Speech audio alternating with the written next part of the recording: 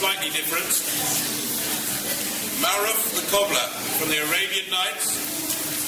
Maruf, a poor cobbler, is constantly harassed by the difficult demands of his wife and finally has to escape from Cairo to avoid being arrested on false charges. Meeting up with an old childhood friend in a distant city, he adopts a new persona as a rich merchant and managed to convince even the king that he is wealthy. Finally, the whole charade is exposed, but through his constant optimism and a little help from the magical powers that be, Maruf may triumph after all.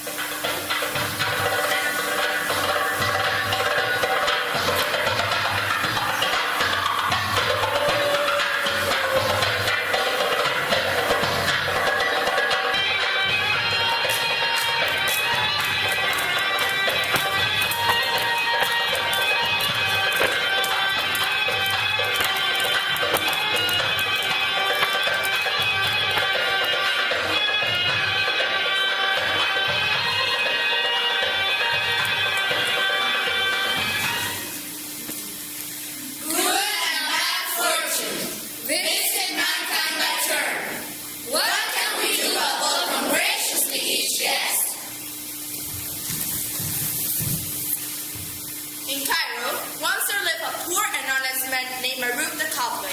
He lived in a humble house with his wife and made a poor living patching old shoes.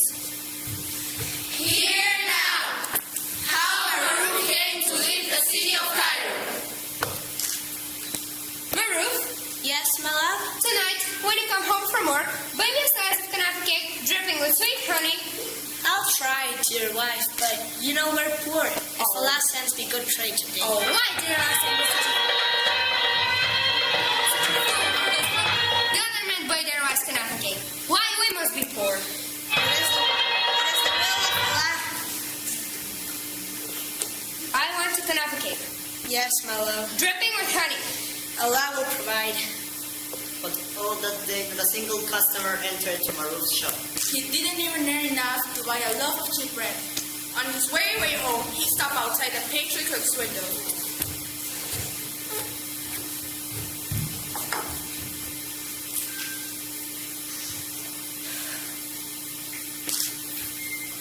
What the matter? Maruf, why so sad? My wife wants a kanafa cake, but I've got no money. What money? We're friends. I can try you. Eat some kunafa cake and pay me when you can. Thank you, but she said she wanted honey on it. I don't put honey, but I put syrup over it. Now it's good. Oh, may Allah bless you. So Maruf took the kunafa home to his wife. This isn't honey. No, my love. I wanted honey. Yes, but the pastry cook didn't have any honey. Then why didn't you go to another one? I had no money, and he was kind of let me owe him for it. It's got syrup on it. It's nearly as good. I wanted honey. I'm sorry. Always the same excuse. No money. Why was I given a poor man for a husband? How don't you eat the kanafa cake, my love? The syrup's very good. I'm not hungry. Tomorrow, I'll get you one drenched in the finest honey. But for tonight, It's vile. Your kunafa cake. I wouldn't eat it even if we had nothing else in the whole world. but we don't have anything else. Then I'll starve. Why don't you just try a little bit and see if you like it? Not more so. Well, it seems a pity to waste it. Then you eat it. Why don't we share it? You and Jeffrey tried a bit. No, I wouldn't. Well, it seems a pity to waste it. Oh, that's right. Eat my kunafa cake. But you said... He buys me a kunafa cake and then eats it himself. But you said you didn't want it. That doesn't mean you can steal it from me. No, Bella. I'll take it to court. The judge will make you pay me what you owe. Yes. But it had been a tiring day, and Maruf thought his wife talked to him. Maruf soon fell asleep. Next day, he went to work as usual.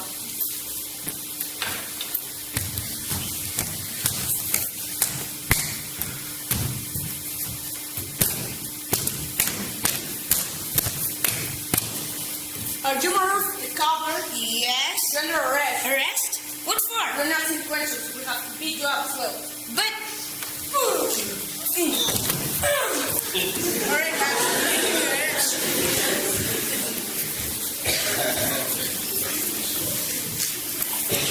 You wretch! This woman said you stole her kunafa cake. Excellency, I can explain. This woman is my wife. I bought her the cake and only ate it because she refused to. Is this all? Yes, I told you, he stole my kunafa cake. Let there be peace between you. Here's a quarter of the dinner. Buy her what she wants and quarter no more. Here, my love. Take the money and let me return to work. Where do you think you're going? You haven't paid us. Pay you? What for? For arresting you, someone has to pay us. But I've no money. Then we have to beat you up. But you beat me up when you arrested me. You didn't pay for that either. Wait, all I've got are my tools for mending shoes. I suppose we have to do hand and over.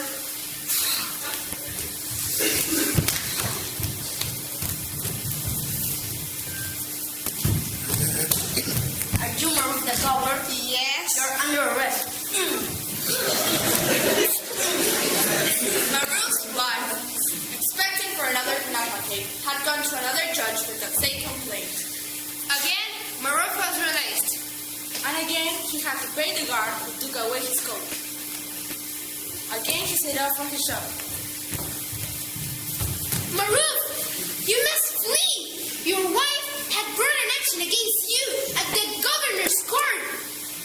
Even now, his guards are on their way to arrest you. The governor? I'll never survive being arrested by his guards. You must flee Cairo. Quickly, run.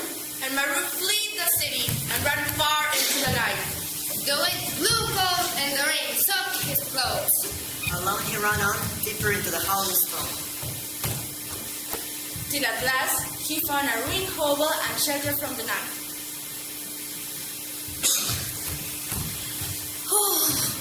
Here, far from the city, I'm safe for a while. The storm will be gone tomorrow. But how can I escape the men who will be sent to pursue me? Oh Allah, great is thy mercy. How can I escape? Who dared disturb the peace of my house with the sound of lamentation? Who are you, human? Maruf the Cobbler, Almighty One. Why have you woken me from a slumber of 1,000 years? Oh, unknown power, I didn't mean to wake you. All I want is to flee to some far-off land and never see Cairo again. Is that all? Know then that I'm a powerful genie. In a single night, I can carry you to a city a year's journey from Cairo. And before Maruf knew what had happened, the genie had lifted him high in the air. All night Maruf clung on in terror as they traveled through many deserts, seas, and populous cities. Until at dawn, the genie left him at the gates of a distant city. Hear now how Maruf became a merchant.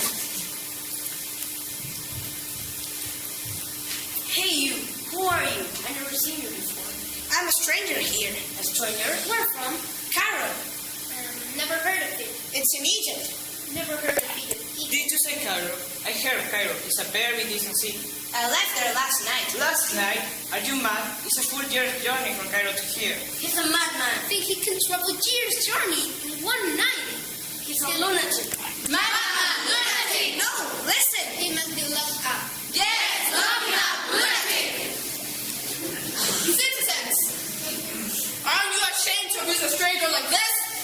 Go about your business. Come with me, dear friends, and accept the hospitality of my home. The rich merchant took Maruf home and gave him food and good wine. Tell me, by your cloak you seem Egyptian. Where are you from? Cairo, master. Oh, what part? Red Lane. Red Lane? Do you know Ahmed, the perfume seller? Know him? He's my next-door neighbor. Really? Is he in good health? The best. Thanks be to Allah. How many sons has he now? 3, master. Mustafa, Muhammad, and Ali. Mustafa's a school teacher, and Muhammad's a jeweler now. As for Ali, we used to play together as boys. We'd steal prayer books from the Christians and sell them to buy sweets. One day, Ali was caught red-handed, and the Christians complained to his father. Ahmed gave him a thrashing, and Ali ran away from home. Nothing's been heard of him these 20 years. Praise be to Allah! Maruf, this is me, Ali, your old playmate. My old friend! But how did you become a rich merchant? After I left the city of Cairo, I wandered for many years. My troubles had taught me cunning, so I told people I was a rich merchant, owner of a caravan of 100 mules that would soon arrive to the city. But did you have a caravan of 100 mules? Of course not, but they believed my story. And they lent me 1,000 dinars. With that money, I bought some goods. And then, the next day, sold them to a prophet. With my profit, I bought more goods and continued to buy and sell until I became a rich merchant. Allah has given you great blessings. But, Maruf, why shouldn't you do the same? Me? How? Tomorrow, you must arrive to the marketplace, attended by my slaves. I'll greet you with the merchants and tell them you're an owner of a caravan of 1,000 mules, which isn't due in a few days. But I have no money at all. That doesn't matter. Tell them what I said. If they ask you about your merchandise, tell them you have plenty of everything. But I haven't got a caravan. Why should they believe me? I'll also lend you 1,000 dinars. If a beggar holds his hand out, we'll give him gold. Then the merchants will soon convince that you're a wealthy man, and they will want to trade with you. Before you know, you will become a rich man as me. Nah, I've always been poor.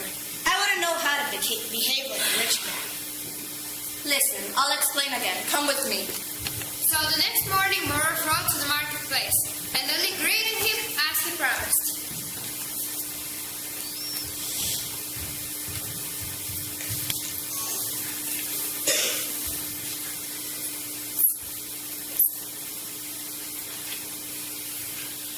May Allah bless you, great Maruf.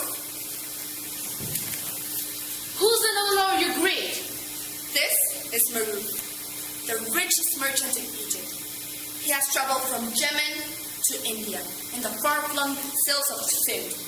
The richest merchant in this city is but a poor peddler compared to him. If he's so rich, we must pay our respects. Yes, indeed. May Allah bless you, great Maruf. Yes, may Allah bless you. May Allah bless you, great Maruf. Thanks. You do me honor, sirs. He has a caravan of 1,000 mules, which isn't due in a few days. Tell me, master, do you have any bales of yellow silk in your caravan? Plenty. Syrian damask and Persian velvet? Plenty. Gold and silver? Plenty. Spices from the east? Plenty. Plenty. Precious oils and perfumes? Plenty. Grapefruits and rubies as I see my fist. Plenty. You'll see everything when my caravan arrives.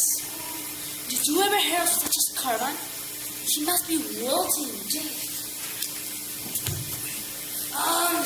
Alms, worthy sir, alms for the sake of Allah. What? Begging? Be off with you. You'll get nothing here.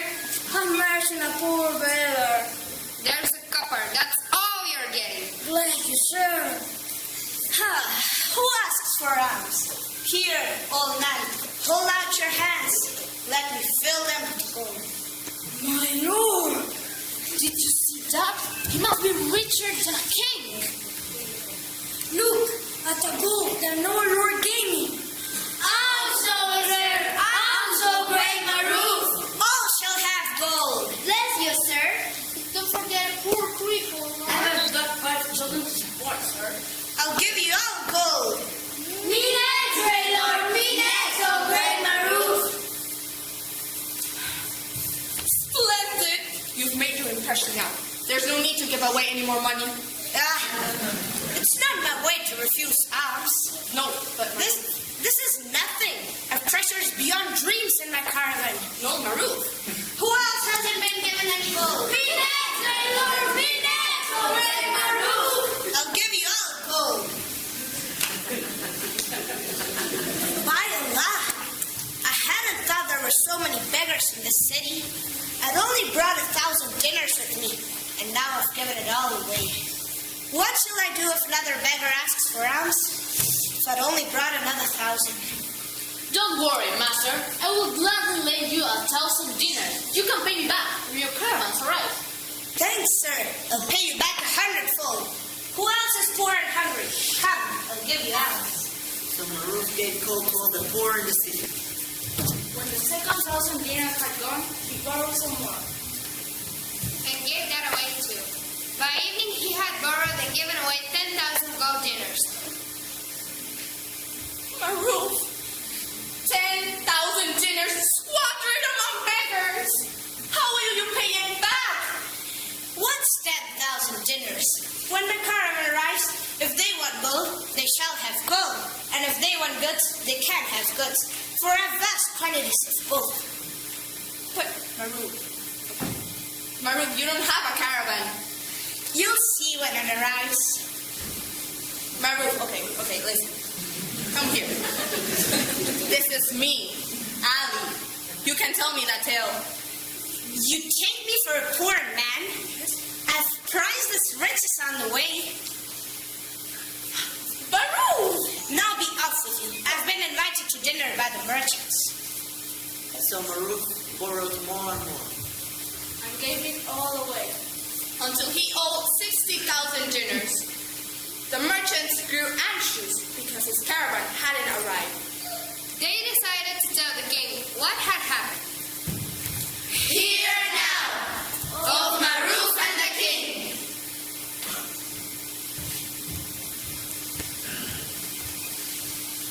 $60,000 dinars, and he gave it all away.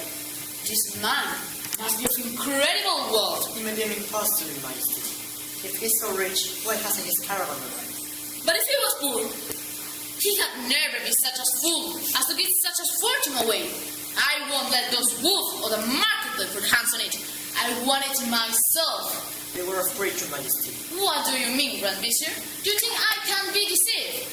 I'll show him a precious pearl. If he can tell me its worth, who'll know he's really rich and used to such rarities. If he can, I'll have him put to death. Ah, Maruf, we were just talking about you. You do me honor, Your Majesty. See this pearl? If you can tell me what is worth in it, it's yours.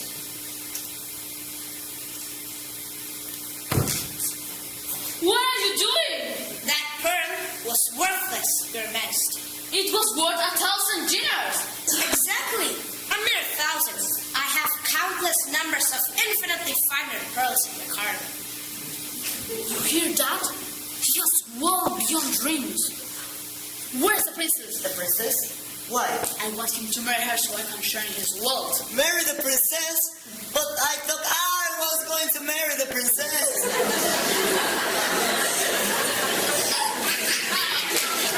Your Majesty is an imposter.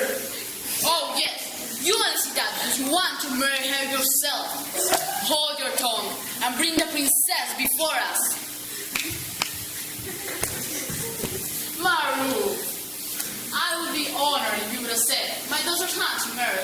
What do you say? As Your Majesty wishes. But wouldn't it be better to wait for my caravan? I can't afford the expense of a wedding at present. I'll have to give my wife a marriage portion of at least 10,000 dinars. I must distribute another 1,000 among the poor of the city on the wedding night, and 1,000 more to those who walk in procession. Then I'll need another 1,000 to entertain the troops. In the morning, I must present the princess with 100 rich diamonds and give jewels to all the laborers of the palace. How can I do this until my caravan arrives? By Allah, I have never heard such as wealth. I will pay your expenses. My treasure is full, and you can pay me back when your caravans arrive.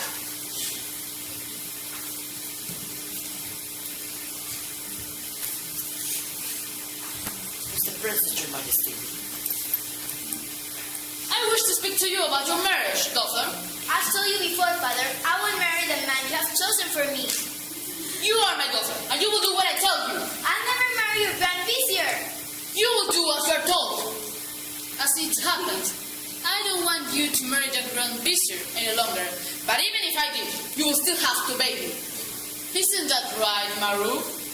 Your Majesty, a daughter must obey her father, but it is no true father who would order her to marry a man she cannot love. If the princess cannot give me her heart, I do not consent to marry. Thank you, sir. I know you. You are the kind Maruf who has given so much charity to the poor of the city. My name is Maruf, princess. Then I'll obey not my father's commands, but your kindness. So long as you obey, it makes no difference to me. We'll have the wedding at once. The wedding took place as Maruf had described. And all day and all night, the Grand Vizier carried bags of gold from the treasury. And all day and all night, Maruf gave it away to the poor in the city. For 40 days, the celebrations continued. Then the Vizier spoke to the king. Your Majesty, for 40 days Maruf has thrown away your gold. This morning I went to the treasury and I found all the coffers empty. There's nothing left. It's given it all away. What? But there's still no things to caravan. What shall we do? I wanted you. It's an impostor. But if he was poor, why did he give it all away? If only we could find out the truth. No man can keep a secret from his wife. Let us ask the princess.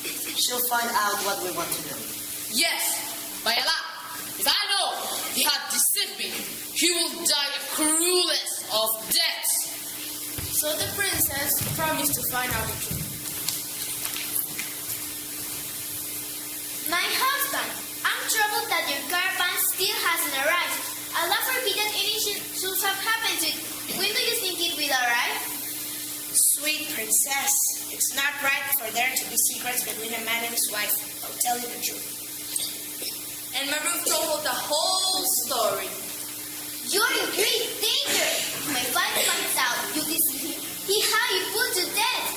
And I couldn't bear that. You must flee the city tonight. I'll tell my father's told story so he won't pursue you. Imagine mercy, princess. There's no help save in Allah. Again, Maruf had to flee the city, penniless and alone. And here now, Maruf and the ring. What can I do? Here, outside the city, I'm a poor man again. My sort of wealth only exists in cities. But if I return there, to the princess whom I love, the king will put me to death. The will of Allah is hard, but perhaps I'll learn a living as a cobbler again. Good day to you, honest plowman. Good day, sir. By your clothes, I see that you're a rich merchant from the city. No, but a poor man like yourself. But it is true that I was rich for a while. Then Allah be thankful for that, sir. You must be hungry. I'll go and get you something to eat. Thank you, but no, I've got no money to pay you. I'd be honored you share my humble fare. Rest here till I return. Oh, may Allah bless you. I'm keeping this kind man from his work. I better keep on with his plowing while he's gone. So Maruf took at the plow and began to work. But suddenly, the pleasure stick in the air. It had revealed a huge cavern. And in the cavern, Rubies, pearls, and diamonds, gold and silver, and all manner of riches. This is most fortunate. But what is this ring with strange symbols on the seal? I am here, master. What is your wish? Would you like me build a city or destroy a kingdom? Level a mountain or drain the sea? Speak, master, and I will obey. Who are you? I am the slave in the ring. I'm Lord over 72,000 tribes of Jinn. Each 72,000 strong. Each Jinn rules over 1,000 giants. Each giant over 1,000 goblins. Each goblin over 1,000 demons. and each demon over 1,000 kings. All these owe me absolute allegiance. Death for all my power. I cannot help but obey whoever wraps the ring. What are your commands, O master? Can you supply me with a great caravan of 10,000 mules, loaded with riches from every corner of the earth? Is that all? Already done. And bring me food and drink at once. See, a feast finer than any juvenile. Oh Lord, I see by this great feast that you are king. Pardon me for only bringing this bowl of lentils. Thank you. I know I have killed my 2 chickens and roasted them in butter. I want no better than this bowl of lentils you've brought out of highness. This feast is for you. So the Roman ate the feast. And Maruf ate the lentils. While in the palace,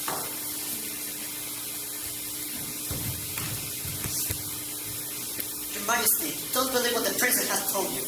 Women can be trusted.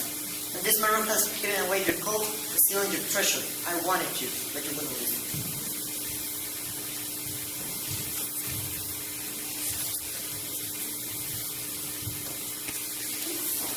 Your Majesty, a great caravan as no man has ever seen have arrived in the city, and his head is a great Maruf. Even now he's filling the coffers with infinite riches to repay you 1,000-fold. Glory be to Allah! What do you say now, Grand Vizier?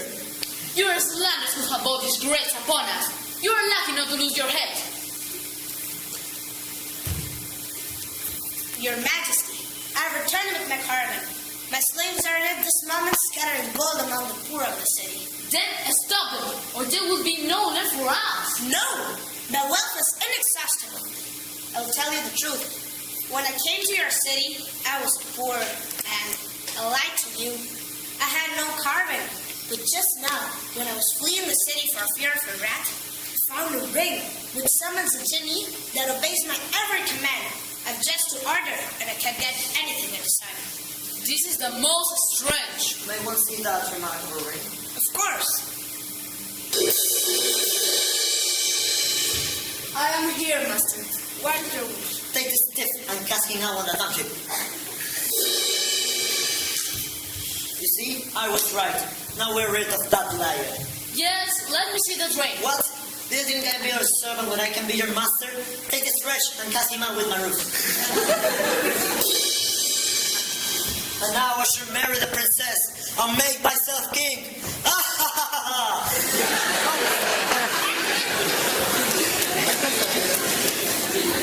but what of Maruf and the king? What were they to do? Hear now a dialogue by Madame King.